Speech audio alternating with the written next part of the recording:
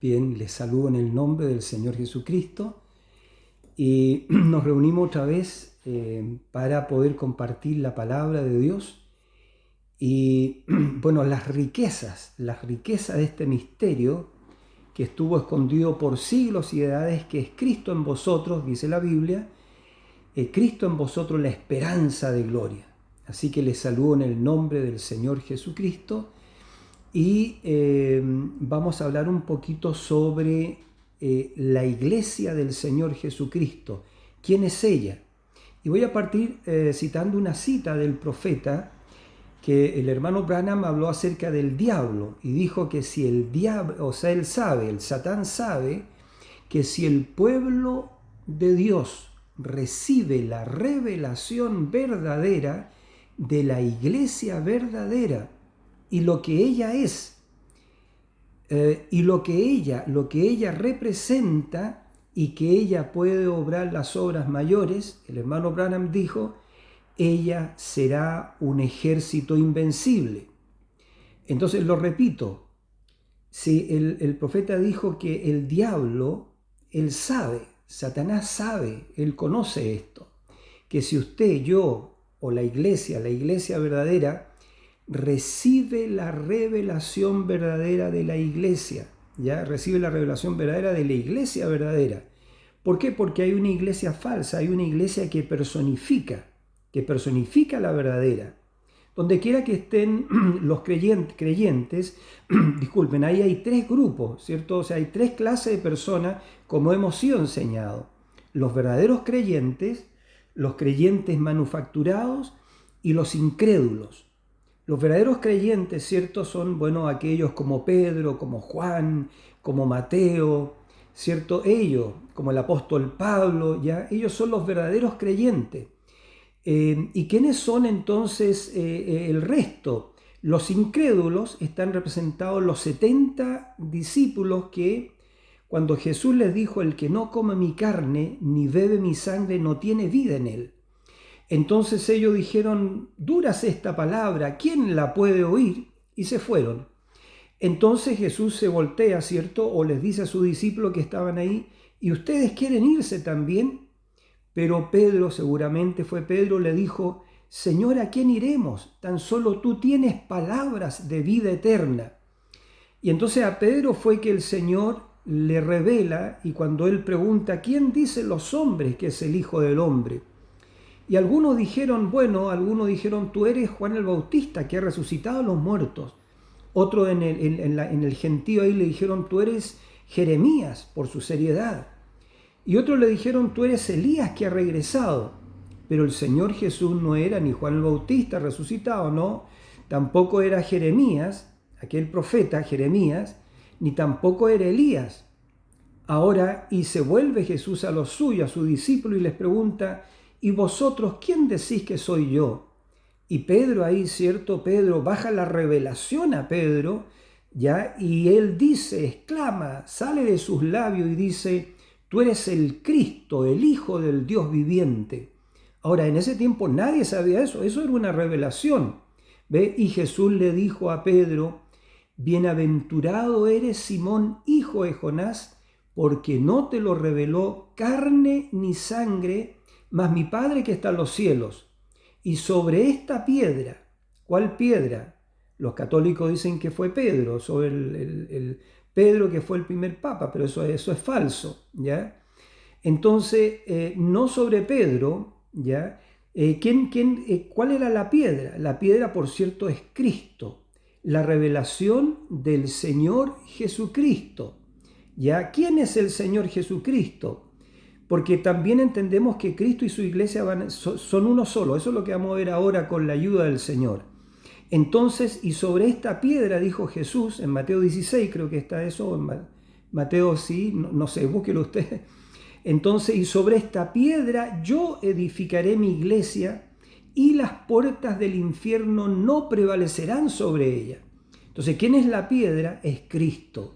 Cristo es la roca de las edades, y piedra, roca, significa revelación, ¿ya? Entonces, Él ha puesto nuestros pies sobre una roca firme, sobre esta revelación. Entonces, La iglesia sería edificada sobre la revelación de quién es Jesucristo. Y no se olvide que la iglesia es carne de su carne, hueso de su hueso, vida de su vida, espíritu de su espíritu, poder de su poder. Y el hermano Branham dice, ella es él. Entonces estamos viendo esto, ¿ve? El Satán sabe que si el pueblo recibe la revelación verdadera de la iglesia verdadera, ya no de organizaciones en el mensaje o las denominaciones de afuera, no, la iglesia verdadera y lo que ella es, eso es lo que queremos ver ahora con la ayuda del Señor, que es ella, y lo que ella es, lo que ella representa, y que ella puede obrar las obras mayores. Dios mío, las obras mayores, San Juan 14:12. El que cree en mí, las obras que yo hago, él también las hará, y aún mayores, porque yo voy al Padre, dijo el Señor. Entonces, dijo el profeta, y que ella puede obrar las obras mayores, ella será un ejército invencible.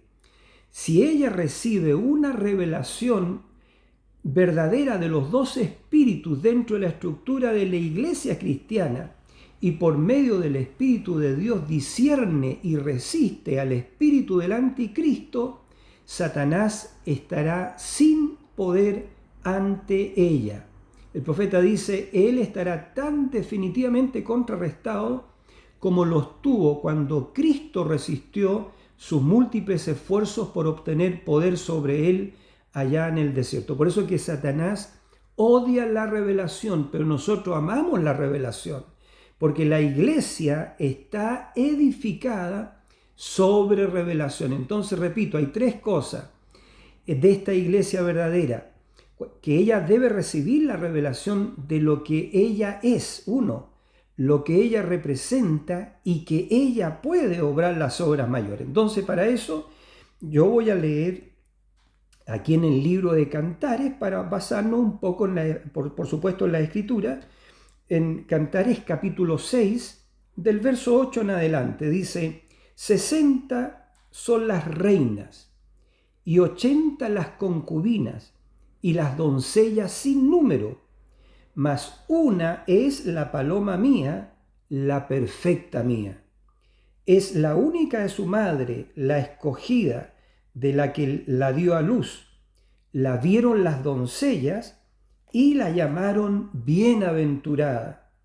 Las reinas y las concubinas y la alabaron. ¿Quiénes la vieron a ella? Las reinas y las concubinas y la alabaron. Y el versículo 10 de Cantares capítulo 6 dice, ¿quién es esta? Pregunta, ¿quién es esta que se muestra como el alba, hermosa como la luna, esclarecida como el sol, imponente como ejércitos en orden? Entonces, bendito sea el nombre del Señor. Aquí en Cantares habla del esposo y de la esposa. Entonces esta escritura está perfectamente situada ahí. Entonces vamos a ver con la ayuda del Señor, ¿quién es esta? ¿Quién es esta? Repito, ¿ya? ¿Quién es esta que se muestra como el alba, hermosa como la luna, esclarecida como el sol, imponente como ejércitos en orden? Entonces hay una escritura, ya hay una escritura en las 7 edades de la iglesia, predicado el año 54, el párrafo 206 y 207, ya, donde lo vamos a leer, donde el profeta hace referencia aquí al libro de Apocalipsis, capítulo 1, versículo 13. En este versículo 13, ya, y la verdad que 14, 15 y 16, vamos a ver quién es ella, quién es esta que se muestra como el alba, esclarecida, ¿cierto? Déjeme leer, dice,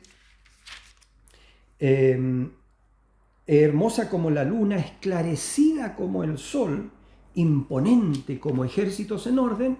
Vamos a responder la pregunta por la Biblia. Y dice aquí en el libro de Apocalipsis, El Apocalipsis es la completa revelación de Jesucristo. Entonces el versículo 13 dice, voy a leer del verso 11. Y me volví para ver la voz que hablaba conmigo y el versículo 12. Y me volví para ver la voz que hablaba conmigo y vuelto vi 7 candeleros de oro. Y en medio de los 7 candeleros de oro, a uno, y escuchen atentamente, semejante al Hijo del Hombre. No era el Hijo del Hombre, era uno semejante. Y aquí está la clave, ¿ve? Semejante al Hijo del Hombre, vestido de una ropa que llegaba hasta los pies y ceñido por el pecho con un cinto de oro. Su cabeza y sus cabellos eran blancos, como blanca lana, como nieve, sus ojos como llama de fuego, y sus pies semejantes al bronce bruñido, refulgente como en un horno, y su voz como estruendo de muchas aguas. Tenía en su mano 7 estrellas, de su boca salía una espada aguda de 2 filos, y su rostro era como el sol cuando resplandece en su fuerza. Por eso dicen cantar esclarecida como el sol. Y su rostro era como el sol cuando resplandece en su fuerza. Ahora la pregunta es, ¿quién era esta? Entonces el hermano Branham, el profeta, porque necesitábamos un profeta para que revelara la palabra, ya porque al profeta viene la palabra. Entonces, cuando el profeta estaba leyendo esto, dice, ¿qué? ¿Quién es esta? Y el hermano Branham dice, es ella. ¿Qué? La iglesia. Es la iglesia. Ahora fíjense esta gloria puesta en la iglesia. Lo primero, su vestido llegaba hasta los pies. Ya, su vestido llegaba hasta los pies. Entonces, yo he puesto algunos apuntes aquí para poder conversar un poquito acerca de eso, ¿ve? Entonces vamos a poner esto aquí. Dice, su vestido llegaba hasta los pies. Entonces, uno semejante al Hijo del Hombre. ¿Quién era esto? El hermano Branham dice su novia. Su ropa, que llegaba hasta los pies, representa la santidad de Jesucristo cubriéndola. La santidad de Jesucristo cubriendo a su iglesia. Entonces, un cinto de oro, ¿ya? El cinto de oro que estaba en sus pechos, el hermano Branham dice, note, ¿dónde estaba el cinto de oro? En sus pechos. Y dice, ve, era ella, la iglesia. Y ese cinto de oro representa el evangelio que mantuvo la gloria y el poder, que mantuvo el poder y la gloria de Dios sobre el cuerpo de Jesucristo, sobre el cuerpo de Cristo. Entonces de eso vamos a hablar un poco también, ¿ve? Su cabeza y sus cabellos blancos como la blanca lana, eran blancos. Y el hermano Branham dice que lo blanco habla de justicia, de santidad. Sus ojos como fuego. El hermano Branham dice, Él mirando a través de nuestros ojos, Él mira a través de nuestros ojos. Por eso que en su mensaje decía, Dios no tiene más boca que la suya, más manos que las mías. Entonces Dios necesita nuestras manos, nuestros ojos, nuestra boca, nos necesita a nosotros. ¿Por qué? Porque somos su cuerpo. Sus ojos entonces como llamas de fuego. Él mira completamente a través de la iglesia, ¿verdad? Y dice sus pies como bronce bruñido, refulgentes como un horno. ¿Qué es lo que es eso? Juicio. El juicio de Dios vino sobre nuestro Señor Jesucristo porque Cristo tomó nuestro lugar y con un solo sacrificio hizo perfectos a los santificados de una vez y para siempre. Es por eso que nosotros estamos completamente justificados porque Cristo, nuestro esposo, nuestro Señor, Él tomó nuestro lugar, tomó nuestros pecados, tomó nuestras transgresiones y Él fue al Calvario. Y con un solo sacrificio nos expió, ¿ya? Todos nuestros pecados los lavó en su sangre y los puso en el mar del olvido. Por eso que el profeta en el mensaje de la unión invisible dice que la novia está parada al lado de él perfecta, perfecta. completamente justificada como si nunca lo hubiera hecho. Ya todos sus pecados puestos en el mar del olvido. No hay ninguna cosa en contra de ella. Ni Dios los recuerda. ¿Por qué? Porque Dios los puso en el mar de su olvido. Entonces, decía su voz,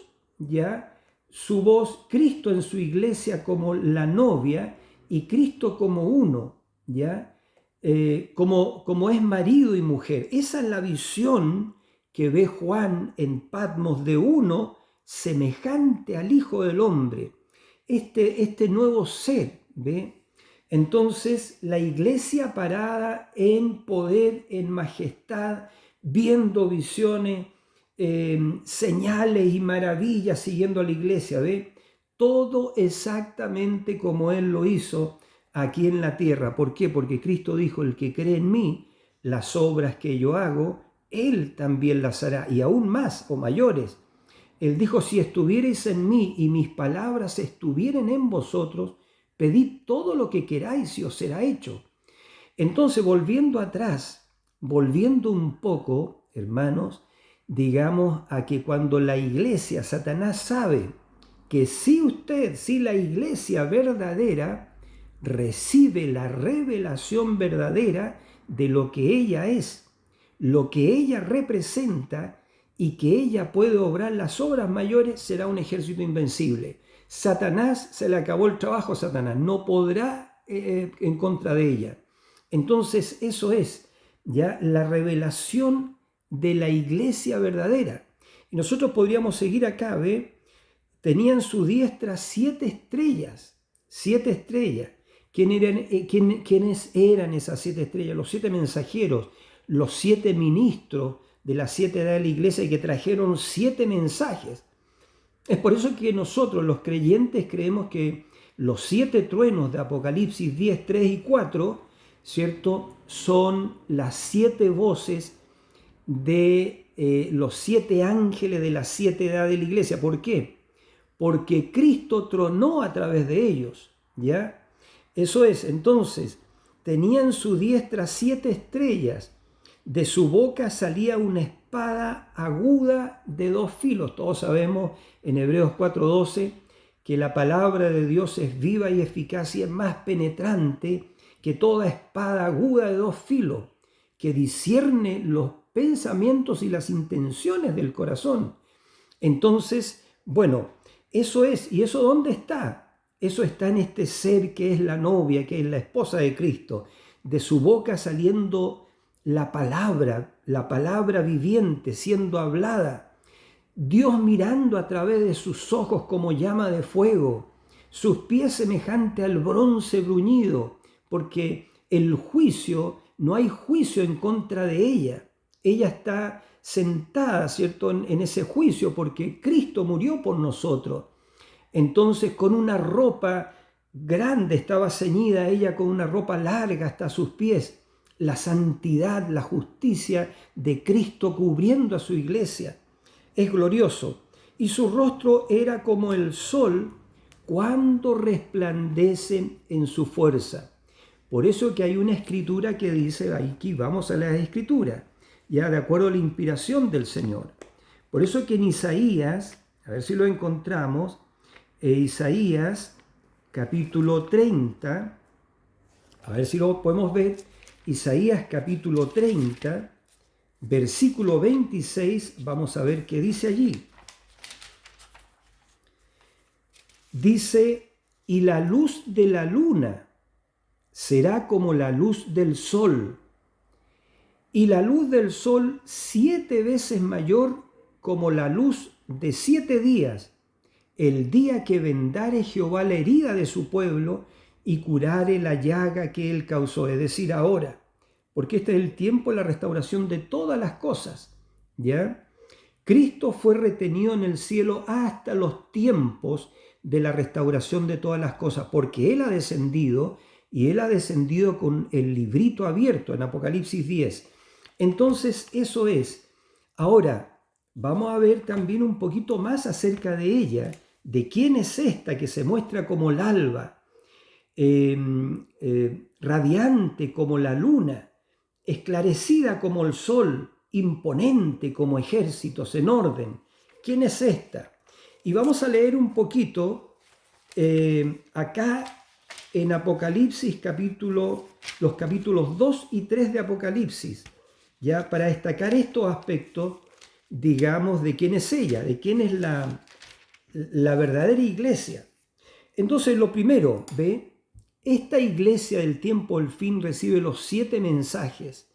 Los 7 mensajes, estos 7 misterios que estaban ocultos, ¿cierto? En las 7 edades de la iglesia. 7 mensajes, ¿ya? Y todo al respecto de ello. Entonces, primero que todo, escribe al ángel de la iglesia en Éfeso, Apocalipsis capítulo 2, verso 1. El que tiene las 7 estrellas en su diestra, dice, el que anda en medio de los 7 candeleros de oro, dice esto. Y empieza a describir la condición de la edad, ¿ya?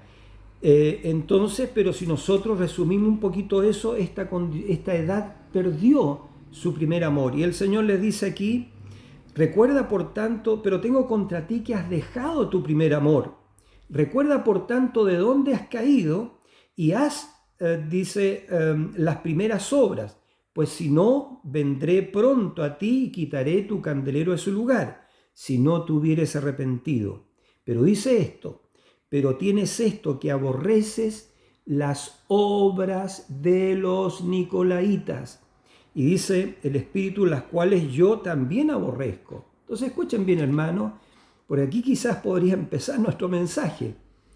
Lo primero que todo, porque la iglesia verdadera tiene que discernir los 2 espíritus de la estructura de la iglesia cristiana. Repito, cuando la iglesia verdadera reciba la revelación de los 2 espíritus en la estructura de la iglesia cristiana, entonces ahí está. Y aquí está, viene la revelación de los 2 espíritus de la estructura. Entonces aquí dice, pero si tienes esto, que aborreces las obras de los nicolaítas, dice, las obras de los nicolaítas, las cuales yo también aborrezco.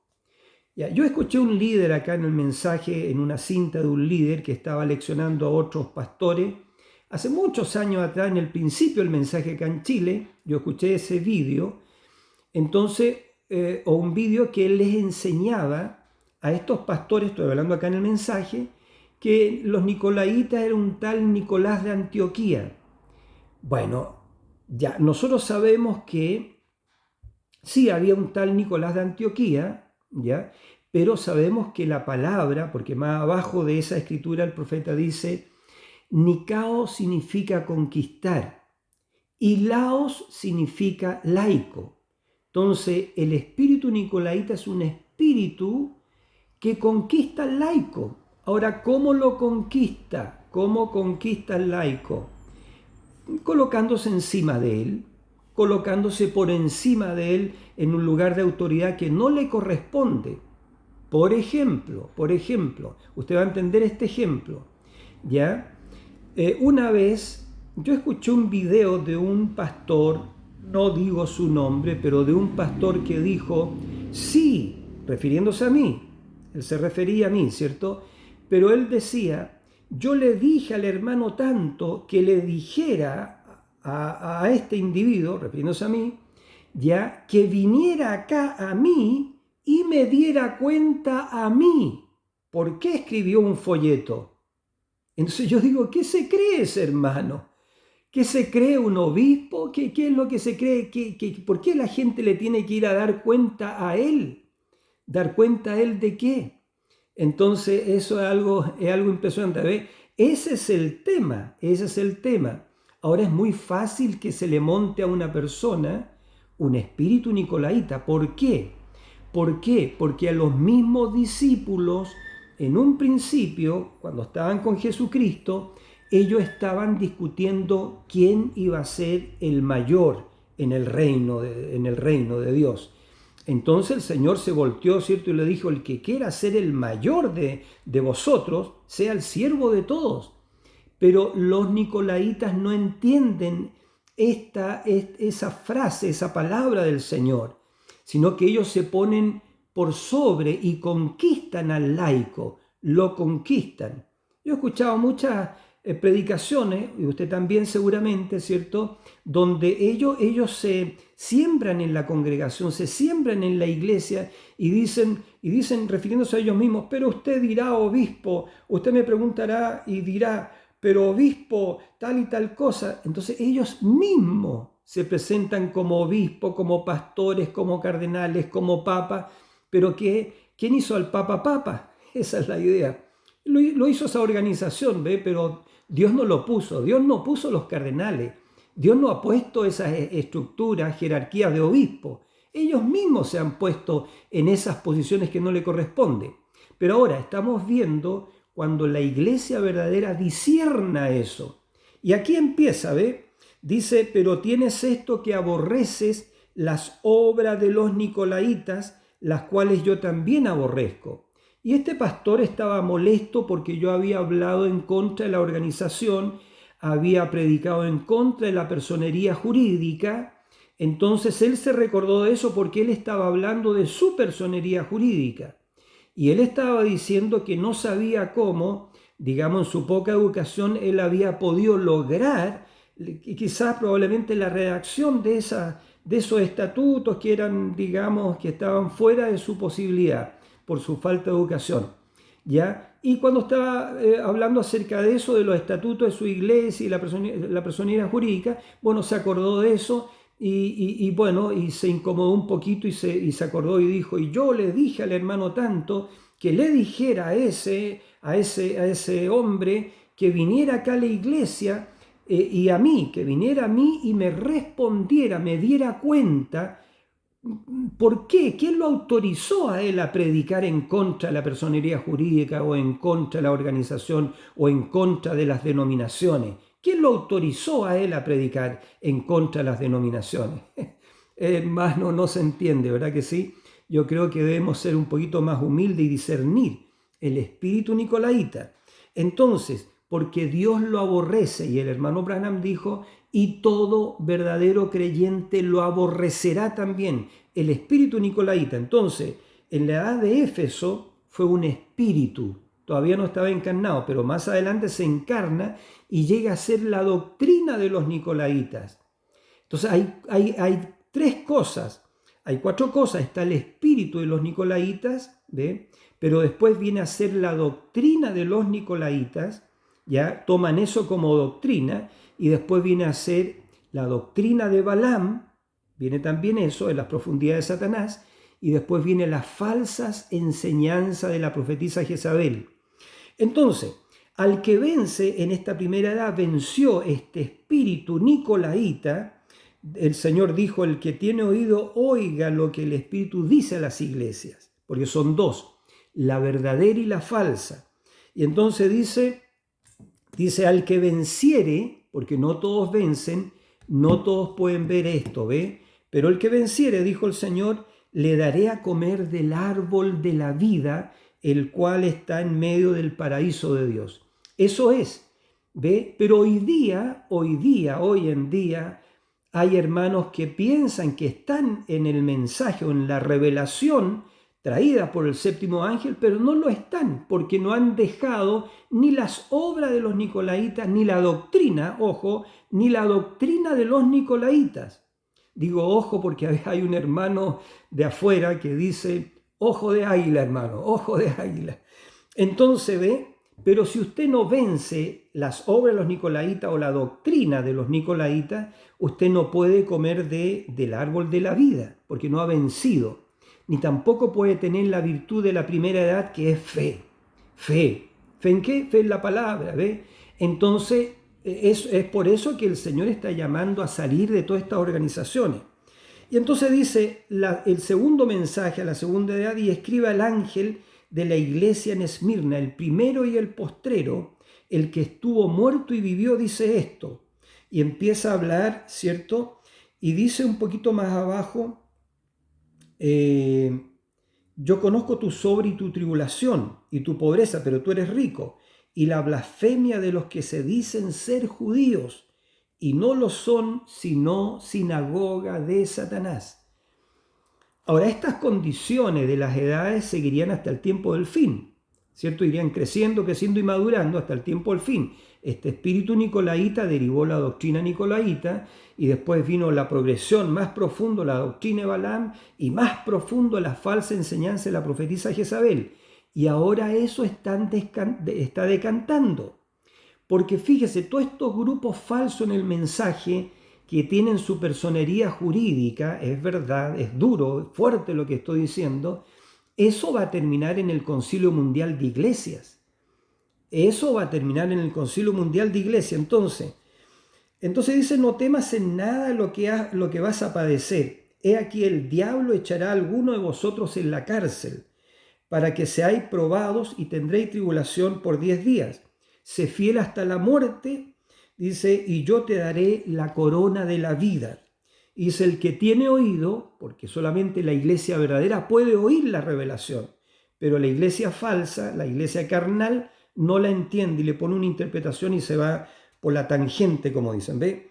Y el que tiene oído, oiga lo que el Espíritu dice a las iglesias. El que venciere no sufrirá daño de la muerte segunda.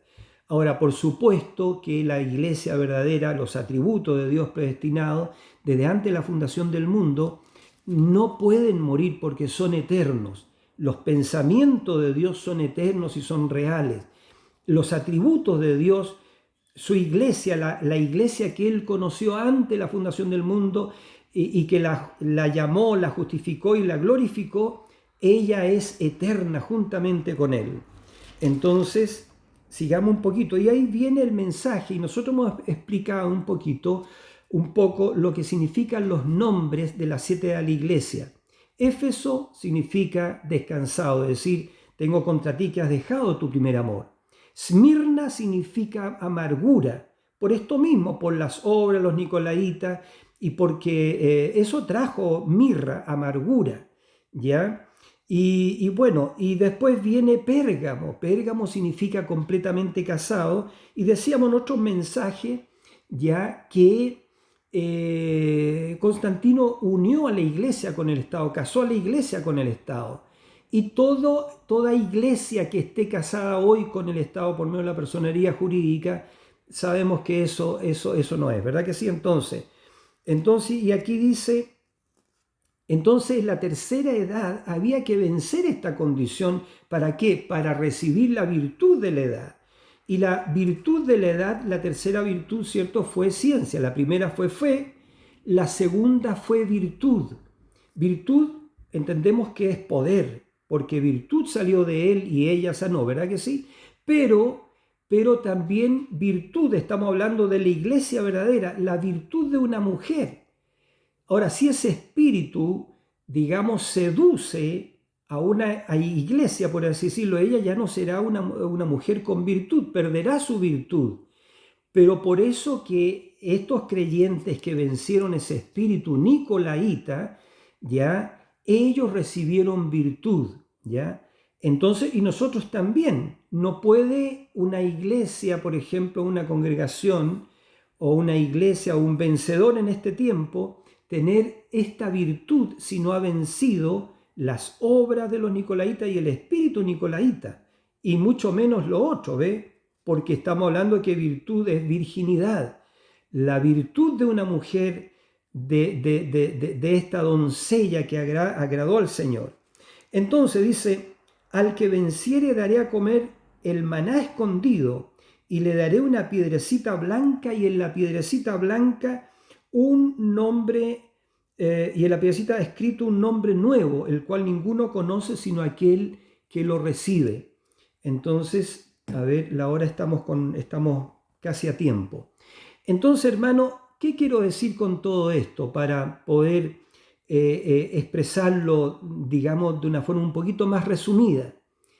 Cada edad de la iglesia, las 7 edades de la iglesia revelan la gloria del Señor en ella, este ser semejante al Hijo del Hombre. ¿Ya? En estas 7 edades de la iglesia hay 7 virtudes, pero para que usted y yo obtengamos estas virtudes, usted y yo tenemos que vencer las obras de los nicolaitas, ¿ya? para recibir fe. Después tenemos que vencer la doctrina de los nicolaítas y también las enseñanzas de la falsa profetisa Jezabel, que le enseña, dijo el Señor, a mis siervos a fornicar y a comer cosas sacrificadas a los ídolos. Si usted no vence esto, usted no va a tener ni fe, ni virtud, ni ciencia. ¿Ya? Entonces, y después vienen las otras virtudes, ve, templanza en la cuarta edad, porque en la cuarta edad vino Tiatira, y Tiatira significa mujer dominante, esa iglesia que mataba a todo aquel que no creía en sus dogmas, en sus credos. Y después viene Sardis, que significa los escapados, y la virtud para de esa edad fue paciencia. ¿Paciencia con quién? Paciencia con Dios para esperar. Los que esperan en Jehová, nuevas fuerzas poseerán, se alzarán como las águilas, ¿verdad? Entonces paciencia, pero la paciencia de Dios. Y después vino la edad de Filadelfia, la edad del amor entre los hermanos, cuya virtud fue, el temor de Dios. Y el temor de Dios es ser como Dios. Mateo 5:48, sed pues vosotros perfectos, como vuestro Padre que está en los cielos es perfecto.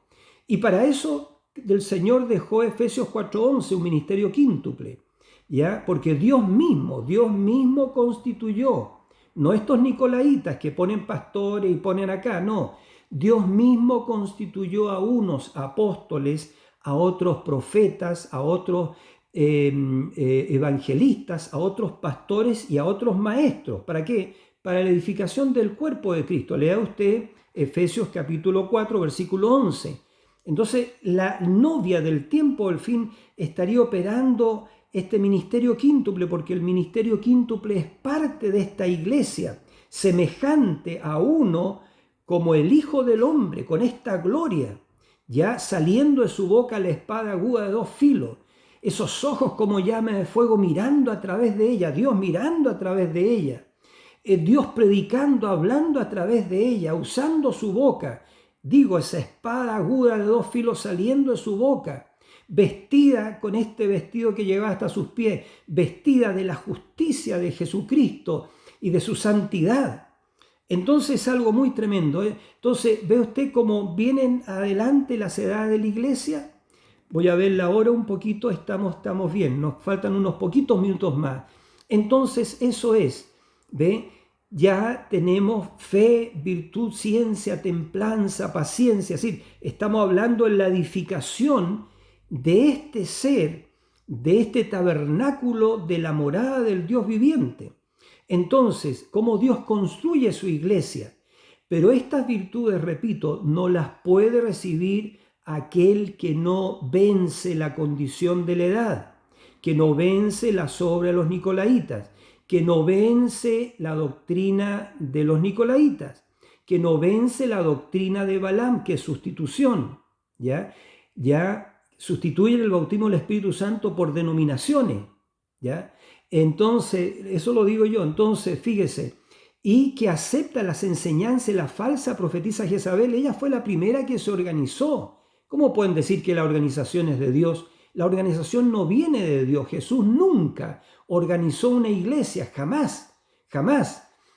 El hombre organizó la iglesia para poder crecer, ¿ve? Entonces se organizó el sistema católico romano. ¿Cómo han crecido? Cerca de 1.000 millones de personas. Se organizó el Islam, también una religión organizada, ¿ve? Y todas las organizaciones organizadas, las religiones organizadas prosperan porque es un sistema, pero ese sistema no es de Dios. Más bien en la manadita pequeña no opera eso. Entonces, para ir terminando, noten, entonces, sexta edad, ¿cierto? La edad de Filadelfia, que significa el amor entre los hermanos, ahí también está esa virtud, la virtud de piedad o temor de Dios, que es ser como Dios. Y para ser como Dios, porque Jesús dijo, sed por vosotros perfectos, como vuestro Padre que está en los cielos es perfecto, Mateo 5:48, el Señor dejó el ministerio quíntuple, porque estos son puestos, estos apóstoles, profetas, evangelistas, pastores y maestros, son puestos para la edificación de la iglesia, para que ya no seamos niños fluctuantes llevados de todo viento de doctrina, sino que siguiendo la verdad en amor crezcamos en todo hasta llegar a la estatura de la plenitud de la medida del Señor Jesucristo, para llegar a ser ¿qué? Ser semejante al Hijo del Hombre, con la gloria del Señor, ya ejército imponente como un ejército imponente en orden. ¿Quién es esta esclarecida como el sol, ya su rostro como la luna? Quizás lo estoy citando mal, ya eso es. ¿Quién es esta iglesia? La iglesia al Dios vivo que se va en el rapto. Y finalmente la última virtud, ¿ve? En la última edad Laodicea el derecho a la gente. Entonces, ¿cuál fue la última virtud? El amor hermanable. Y se habían perdido tres cosas, la iglesia había perdido tres cosas, la dracma perdida, el amor hermanable, la santa decencia, esta gloria que viene sobre este ser semejante al Hijo del Hombre, ¿ve?